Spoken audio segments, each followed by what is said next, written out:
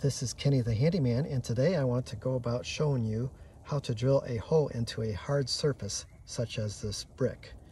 So it's always preferable to drill a hole into the mortar between the brick. The mortar's a lot softer and easier to drill in.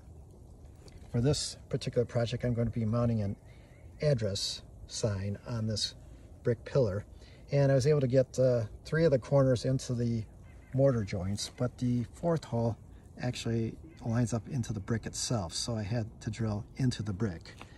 But I just started this hole, and what you want to use is a masonry bit on your drill, such as this one here. And the ideal drill would be a hammer drill, but unfortunately I don't have a hammer drill with me, so I'm going to use this impact drill instead, which isn't the ideal drill, but I believe it should get the job done. So let's give it a try and see how well this impact drill works.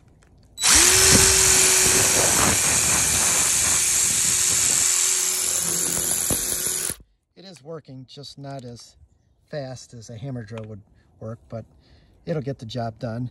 The impact driver puts an impact on the rotation instead of impacting the drill further into the brick material, but this should do it anyways.